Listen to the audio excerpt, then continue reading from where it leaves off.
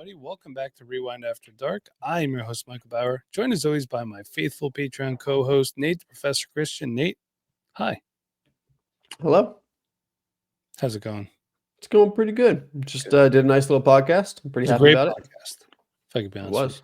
Almost You know, 40 minutes. You're welcome. 40 minutes of fire content. Saying you're welcome to Chris Palmer, the only person that listens to this podcast. We love you, Chris. Yeah, thank you, by the way. So, Chris, if there's anything you want to hear on this podcast, let me know, since you're the only one that actually gives me any feedback. People, seriously, I know you're out there listening. Let me know what you guys want to hear. We'll make it happen for you. But we're going to keep going with player spotlights probably through this month, I would say, Nate. And then we can do some off-season trade stuff for a little bit and then get back into some more player spotlights. And then the college football season is going to be here. It's not going to be that long, man. It goes quick.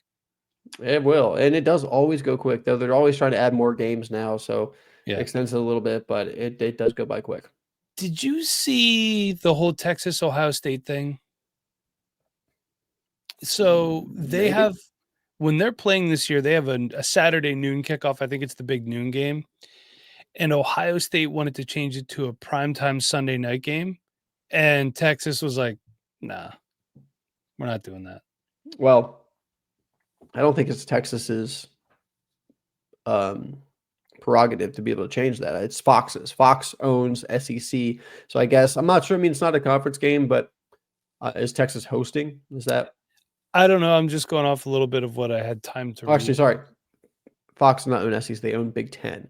Look, here's the deal. It's Fox is the one who decides what the big noon kickoff is, because I know you're a Penn State fan. You guys hate when the whiteout game is a big noon game, but the Big Ten's like, I mean, Fox is like, hey, that's the best game of the week. We're gonna make it big noon. That's what we own. Yeah. My thought is just make the whiteout a different day. Work together. Let's figure this thing out. Yeah. But to me, college football does not belong on a Sunday. That's NFL Saturdays. time. Yeah.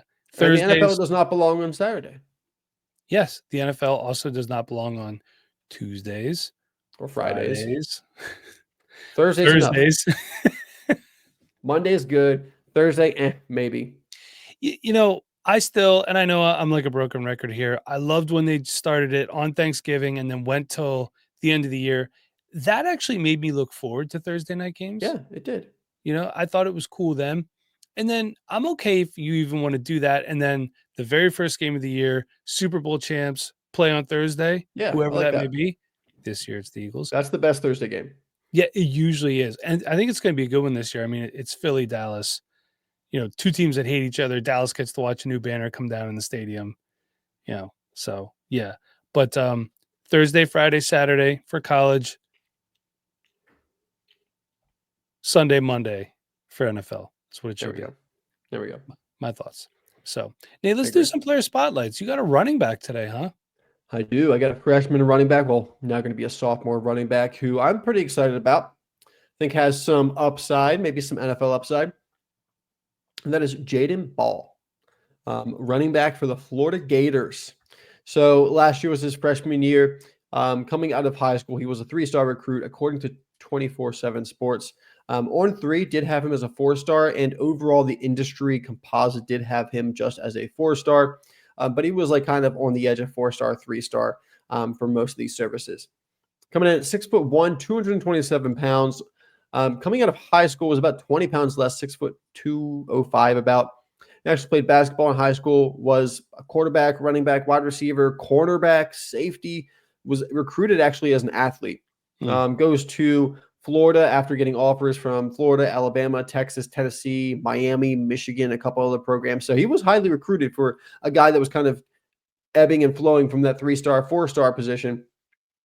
Goes to Florida. They make him the running back there. And he ends up having a really good season for that backfield. Ends up with 133 carries for 673 yards and 7 rushing touchdowns. That's 5.1 yards per carry last year. And as a true freshman, that's impressive in the SEC, number one. Also pushed Montrell Johnson, who was their starter. And by the end of the season, was one of the main parts of their backfield.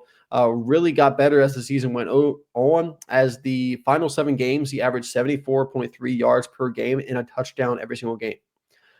So really looked good there. Also had some kickoff returns just because he's that kind of guy. which when he's 6'1", 227 pounds, you're expecting this big, bruising kind of running back. But he is a little elusive, forced missed tackles on 24.1% of his attempts last year, 57th among running backs with 100 plus carries, which 57 doesn't sound like a ton, but there's a lot of running backs in college. He was a true freshman last year. I think it's pretty impressive. Size too. And for his size, I think it's pretty impressive. We got a really good base that we can build off of here, and I really like what we can do with him. He's going to be a starter for the Gators this year. He is bona fide starter for this team this year, and despite a really tough schedule, this offense could be really good. DJ Lagway, their quarterback, as long as he's healthy, he's going to be one of the better quarterbacks in the NCAA, I do think. Jaden Baugh back there, I think, will be a benefactor of that. And he's not eligible until the 2027 draft, but this is a guy that's got the speed. He's got the power. He only caught like a couple passes last year, but he did take one of them for a long touchdown. So this is a guy that offers some versatility, some upside, and, this could be a really big year for him. If Jaden Baugh can put up 800,000 yards, something like that, with this offense, he might be a guy that we're talking about going into his junior year as someone that is going to be an NFL draft pick. Right now, if I had to project, I would say like a day 3 pick, but I think he's got the potential to work his way into the day 2 conversation. If things go well, Florida Gators is a big program. They're a team that knows how to put players into the NFL draft, and I think it's a team that is rising, a program that's rising and getting back to Florida Gator football, and I think he can be part of that. So I'm excited about the Gators in general. Unfortunately, like I mentioned earlier, they do play a really tough schedule, so their win-loss record, it could really go either way. But I do think they have a really good team, and I think Jaden Baugh is a really good asset in that backfield. So I'm excited to watch him, keep up with him, and hopefully draft him in the 2027 draft. Yeah. All right. Beautiful. I love it. Nate, we all like Jam Miller from Alabama, right? We do. He is so good that he made Michigan running back Justice Haynes transfer. This is, in my opinion, this is best for both parties. Jam Miller gets to start at Bama. Justice Haynes gets to go to a great running team in Michigan and start there. Yep. That's what I'm talking about today. Justice Haynes, 5'11", 205. So needs to bulk up a little bit, but still 5'11", good size for a running back. He was a 4-star prospect and a 4-star transfer. He had a ton of offers coming out of high school. I just put the notable ones on here. So bigger teams that produce good NFL running back talent. Yeah. Penn State, Miami, Arkansas, Tennessee, Florida, Georgia, Oregon, Ohio State, Notre Dame, Alabama, naturally, Michigan. So they got their guy anyway. Wisconsin, LSU, Texas, Clemson, USC, Oklahoma, Missouri, and Kentucky. There was a lot more. Yeah. He has a big name. Yeah. He signed with Alabama December 21st, 2022, hit the transfer portal December 13th, 2024, and then signed with Michigan on Christmas Day of last year.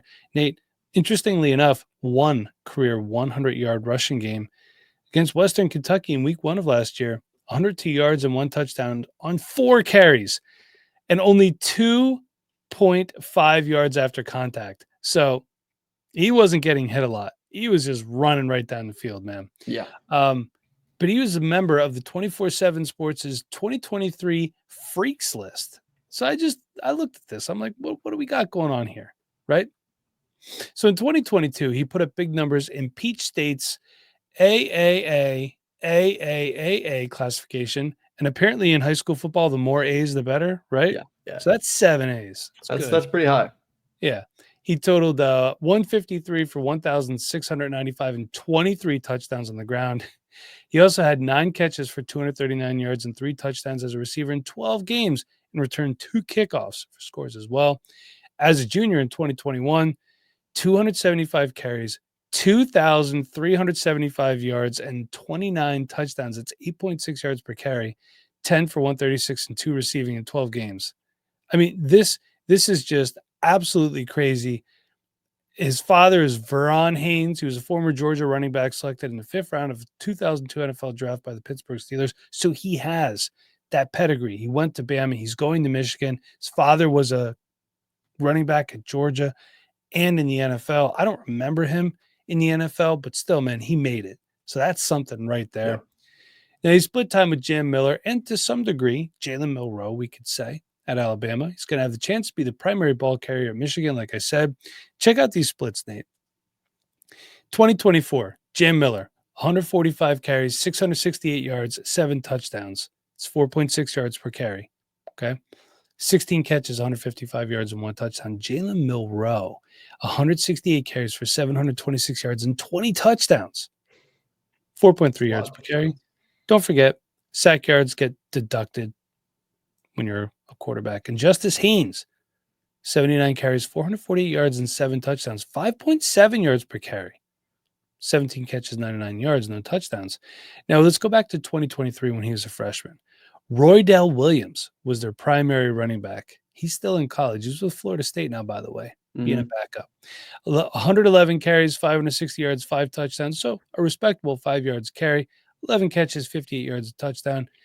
Jam Miller, 41 carries, 201 yards, 1 touchdown. 4.9 yards a carry, not bad.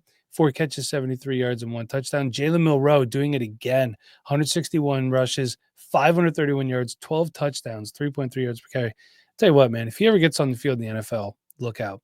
And Justice Haynes, the best running back average, 2 years in a row, 23 and 24, 25 carries, 168 yards, 2 touchdowns. That's 6.7 yards per carry. The film I watched on him, I saw a good initial burst and change of direction with very good long speed as well. Good contact balance, good vision at all levels, and fairly physical. He's not afraid to lower his shoulder. Strong feet with exceptional footwork allows him to flow through traffic and drag defenders. And Nate, he is eligible next year, 2026. There we go. It's exciting. Yeah. Deep dive on this one.